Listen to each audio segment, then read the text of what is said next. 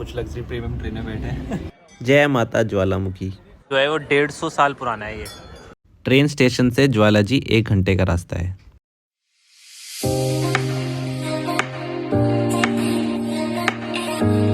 Hello everyone, welcome back to my new vlog. So अभी आज का दिन बहुत ही बढ़िया है भाई। आज फुल डे एडवेंचर है। हम जा रहे हैं ज्वालाजी टेम्पल, ज्वालामुखी के दर्शन करने। उससे पहले हमें थोड़ा सा काम है, हमें जाना है अम्ब।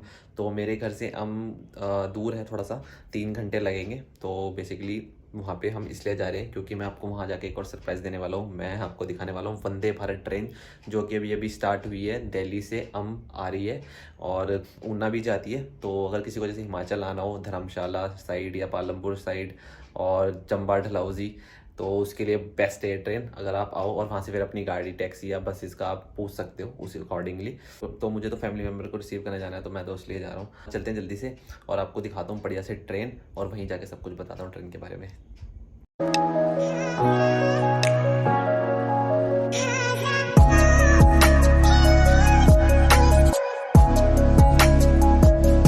A few moments later. और सामने ही देखो ये अम्बंदौरा स्टेशन है भाई। छोटा सा प्यारा सा स्टेशन है हिमाचल का ये। और ये सामने देखो लिखा हुआ अम्बंदौरा। बस इसके यहाँ पे प्लेटफॉर्म टिकट वगैरह भी कुछ नहीं लगती है, सीधा जाओ अंदर और मज़े ट्रेन के नज़ारे लो, स्टेशन देखो और ट्रेन को देखो। तो अब चलता हूँ अंदर और अंदर से आपको सारी बातें बताता हूँ और ट्रेन के बारे में। ब्लॉग के स्टार्टिंग में तो पता ही है कि मैं कहाँ जा रहा हूँ। तो हम जा रहे हैं ज्वालाजी टेम्पल और उसकी हिस्ट्री भी आपको बता दूँगा वहाँ पहुँच के। फ़िलहाल चलते हैं अंदर और आपको अंदर का नज़ारा और इस ट्रेन का शेड्यूल, और हम जा रहे हैं वंदे भारत देखने, तो उसके बारे में बताऊंगा। यहाँ पे आपको सारी पार्किंग दिख जाएगी जस्ट स्टेशन के बाहर, तो पार्किंग की इशू भी कुछ नहीं है।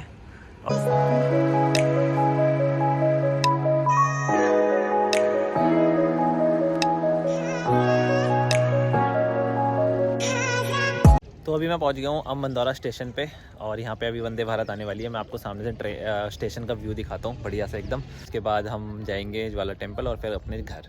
तो फ़िलहाल मैंने सोचा कि अगर मैं यहाँ आ रहा हूँ तो मैं यहाँ का भी छोटा सा ब्लॉग बना के आपको यहाँ का ट्रेन के बारे में बता दूँ, इस वंदे भारत की। अगर आपको सुजानपुर, हमीरपुर या इस साइड रहते हो या पालमपुर, धर्मशाला जाना हो, तो ये भी एक बेस्ट ऑप्शन है यहाँ आने के लिए। सो अभी ट्रेन आएगी, इसका शेड्यूल वगैरह मैं आपको बता देता हूँ। शायद आ गई है, मैं आपको दिखाता हूँ सामने और फिर शेड्यूल वगैरह बताऊँगा। अगर आपको कभी आना हो तो आप इस ट्रेन के थ्रू आ सकते हो। तो ये लगा बोर्ड अम्बंदौरा, स्टेशन का नाम ये है और ये सारा स्टेशन है। पीछे आगे एकदम साफ़ सुथरा बढ़िया सा, क्योंकि ये भाई हिमाचल है तो हिमाचल के स्टेशन हिमाचल की तरह ही साफ़ सुथरे होंगे। ये देखो यहाँ पे पूरा स्टेशन है, यहाँ लोग बैठे हैं, वेट कर रहे हैं और यहाँ से भी ट्रेन आने वाली है। सामने ये ट्रैक है और आगे अभी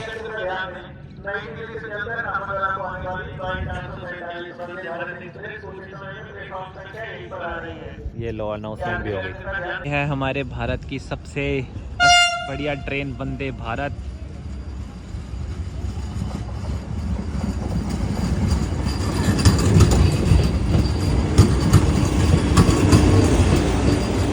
तो मैंने इस ट्रेन में ट्रैवल करा है और ये ट्रेन बहुत ही अच्छी है, बहुत कंफर्टेबल है, बहुत मज़ा आता है।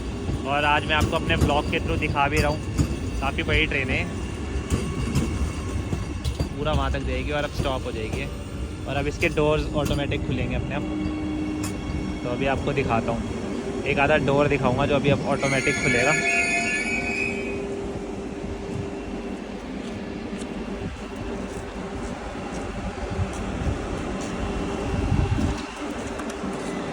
ये देखो, ये डोर खुल गए अपने आप। अब यहाँ से सारे लोग अपने आप अंदर निकलेंगे।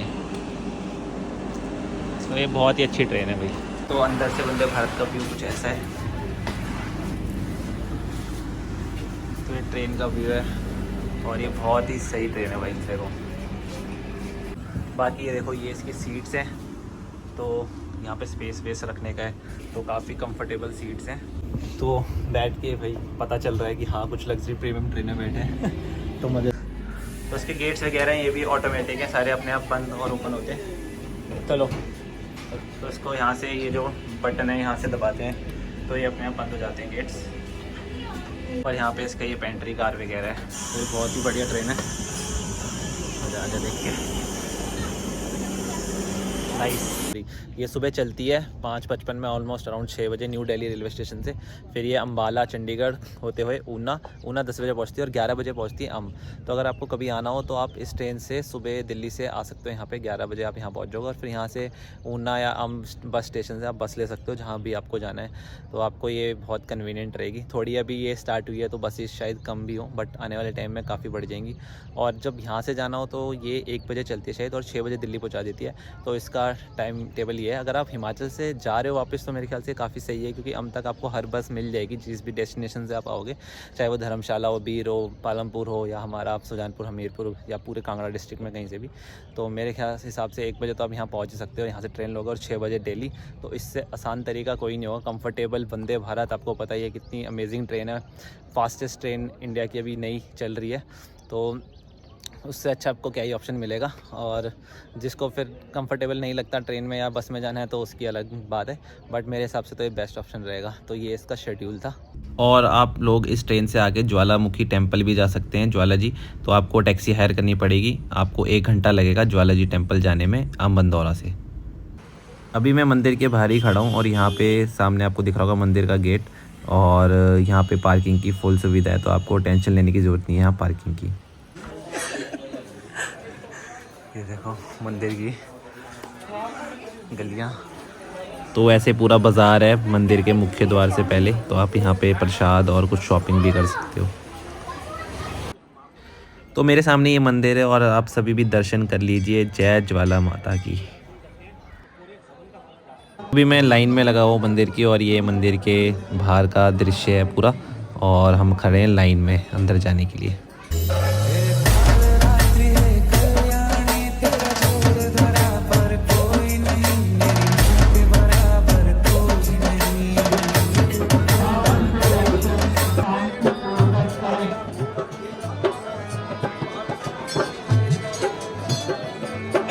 ये जो आप देख रहे हो ये वृक्ष जो है वो 150 साल पुराना है ये।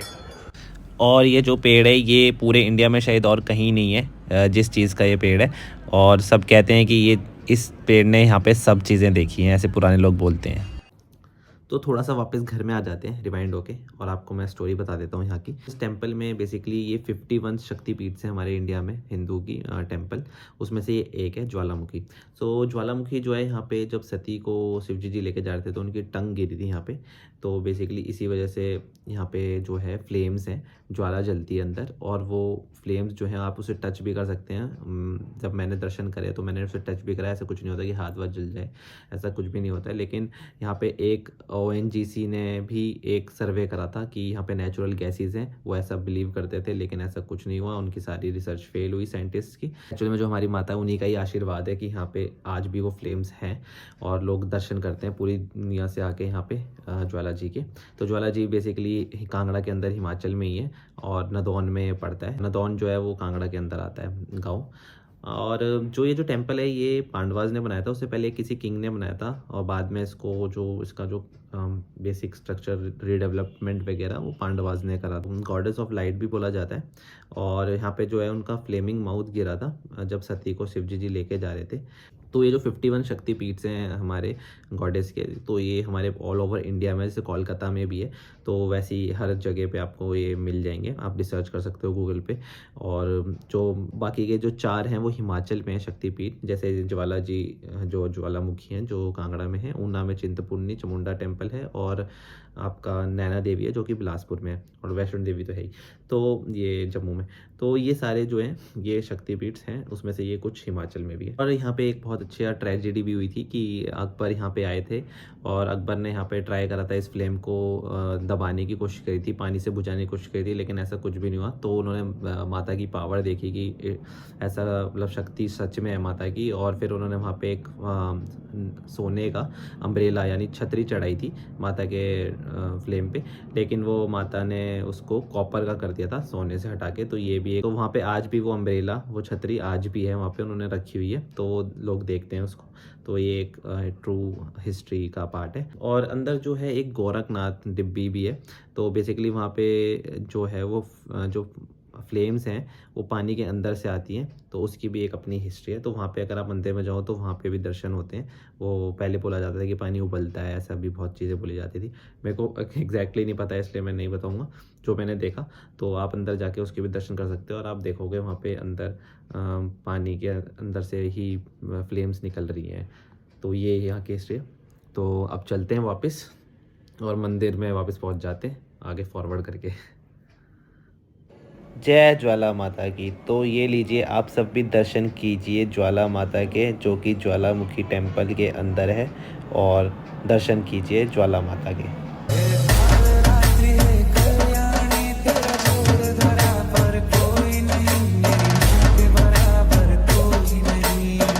ये जो दुकान दिख रही है यहाँ पे आपको बहुत ही फेमस खोआ के पेड़े मिलते हैं देसी, जो कि मैं हमेशा लेता हूँ। मैं यहाँ से पेड़े ले रहा हूँ, बहुत ही ज़बरदस्त होते हैं। A few moments later. तो अपने दर्शन वगैरह सब बढ़िया से हो गए थे। अभी मैं शाम को आ गया हूँ नदी के पास। तो अभी आपको नदी दिखाता हूँ जो मेरे घर के पास बहती है। थोड़ा सा पूजा का सामान उसमें बहाना था। इतनी गर्मी पड़ने लग गई है ना यहाँ पे भी। अब जो पहले का माहौल था, जो पहले एनवायरनमेंट था, वो अब यहाँ रहा नहीं। वो बात सच में फील होती है अब। चलो फ़िलहाल आपको सामने नदी दिखाता हूँ, बहुत ही ब्यूटीफुल ब्यास रिवर बह रही है और आप इंजॉय करो प्लीज़। तो ये देखो, ये सामने नदी का व्यू है। बहुत ब्यूटीफुल सी हमारी ब्यास रिवर जो आती है रोहतांग से, मनाली से होते हुए भाखड़ा नंगल डैम तक जाती है और पूरी हमारे आधे भारत को पानी देती है। और ये देखो यहाँ पे कितनी ब्यूटीफुल है ये। बाकी यहाँ तक पहले नदी बहती थी पूरी। ये पावर प्रोजेक्ट्स वगैरह बना रहे हैं यहाँ पे, तो इस चक्कर में अब नदी का जो है थोड़ा इधर कर दिया है, थोड़ी सी गंदगी भी कर दी है। बाकी आप देखो कितना ब्यूटीफुल व्यू है। तो यहाँ पे अगर शाम को आके बैठो और नदी की आवाज़ सुनो ना, मतलब ये जो नदी की आवाज़ है ये मेरे घर तक सुनाई देती है। सामने पहाड़ी पे मेरा घर है। जब रात होती है इतना मस्त मेरे को नदी की आवाज़ सुनाई देती है मेरे बेडरूम तक, और इतनी शांति फील होती है। यही मज़ा है हिमाचल प्रदेश में रहने का।